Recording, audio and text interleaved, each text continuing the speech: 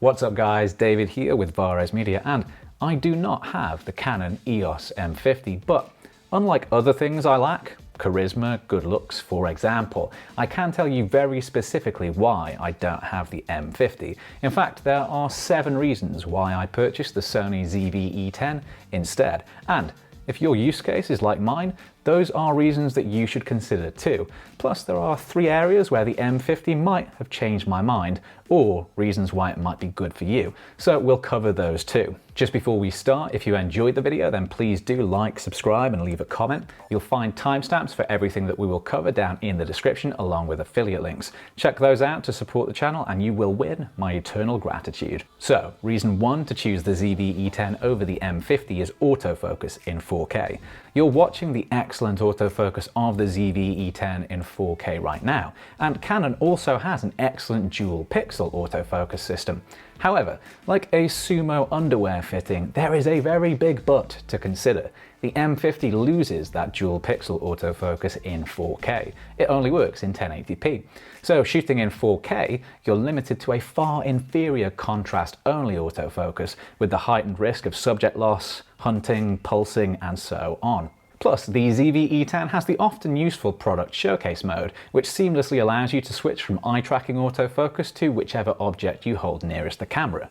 But I can relate. I too have been accused of lacking focus at ooh, wow, a ruler. And reason 2 matches another accusation that I've faced, a lack of stability. Neither camera has in-body image stabilization, but both have digital stabilization, which comes with a price of around a 1.4 times image crop. You'll see that I have mixed feelings about this digital stabilization, also called active steady shot, in the ZV-E10 in my detailed review. So where exactly is the advantage? Well, the ZV-E10 also has catalyst browse stabilization, where the camera records gyroscopic data as you shoot, and then in post-production you're able to deliver superbly satisfying stabilization results. It is one of my favorite tools and something the M50 just has no answer to. Another question the M50 can't adequately answer, just like when people ask me, "Hey Dave, why are you holding a ceramic duck?" is around image crop when shooting 4K. The ZV-E10 gives you an uncropped 4K readout at 24 frames per second and a modest crop in 4K at 30 frames per second. By contrast, the M50 has a huge 1.6 times crop in 4K, which would look like this. That means finding a wide lens for vlogging, landscapes, or anything similar that is still even remotely wide in 4K for the M50 is going to be tough, maybe even impossible, especially if you were to use digital stabilization too. That is a 2.24 times combined crop for the maths fans out there. Maybe you don't give a crop, but you might care about frame rates. Again, the ZV-E10 has the advantage, with 4K up to 30 frames per second and 1080p up to 120 frames per second, compared to the M50's offering of a heavily cropped 4K up to only 25 frames per second, 1080p up to only 60 frames per second, and while it can hit 120 frames per second, that's only in 720p resolution. For reference, that's around half the total resolution of 1080p and around 1/8 the resolution of 4K. So the ZV-E10 offers more frame rates at higher quality resolutions. Now, reason 5 reminds me of some poetic lyrics. No, no, no, no, no, no, no, no, no, no, no, no, there's no limit. Evocative words by the band 2 Unlimited back in the 90s, which very likely referred to the ZV-E10 and its total lack of recording time limit. Unfortunately, the M50 limits each clip it records to 30 minutes.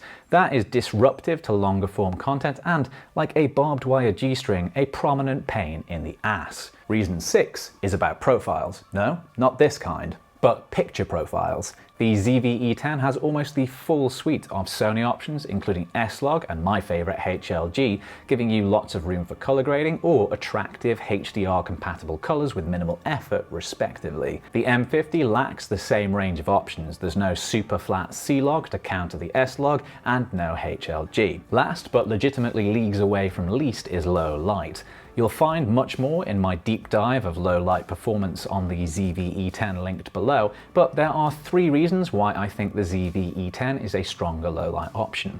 First, it has a slightly larger sensor with around a 10% bigger total surface area, and in low light, bigger is just better.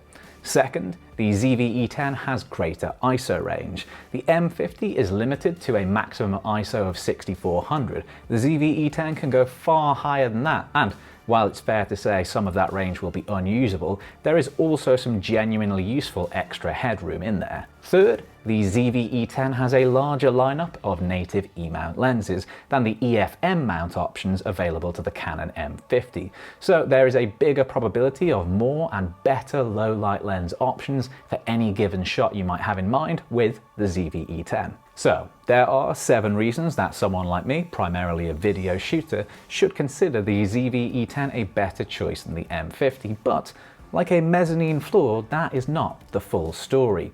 So, here are 3 advantages that the M50 has, which might make you reconsider. First, the M50 has an electronic viewfinder, while the ZV-E10 is limited to a pretty unremarkable LCD screen only.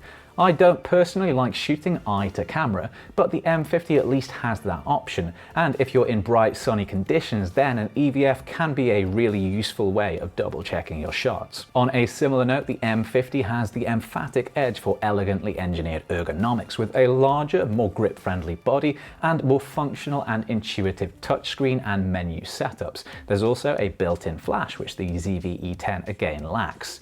Lastly, the M50 has the fabled Canon colours, which have a reputation to be particularly pleasing straight out of camera compared to other brands. Now personally, I think colours are subjective, and the flexibility of those ZV-E10 colour profiles means you can, I think, get the results that you want. But if you're someone who buys into the whole Canon colour thing, then you'll find them here built into the M50, but not on the ZV-E10. And a final bonus consideration that I can't test directly is rolling shutter. It is so bad on the ZV-E10 that it may be what Michael Jackson was talking about in the song of the same name. And while it's possible to work around most of the time, I suspect the M50 is, at the very least, somewhat less bad. So let's summarize, but just before we do, if you enjoyed the video, then please like, subscribe, and check out the affiliate links to support the channel and the work that goes into it. All of that is hugely appreciated. And with that said, let's ask, is the ZV-E10 better than the M50? As with all things, it depends on your use case. For me, the answer is a resounding yes.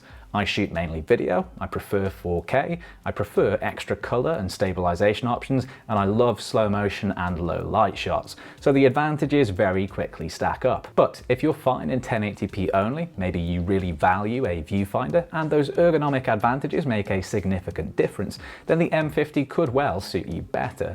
Similarly, if you're more into photography, the flash and EVF combo might outweigh the other drawbacks you get with the M50. I took a photo once.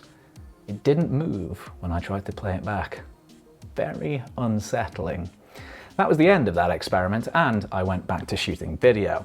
Much like this is the end of this video, and a massive thank you for watching all the way to the end.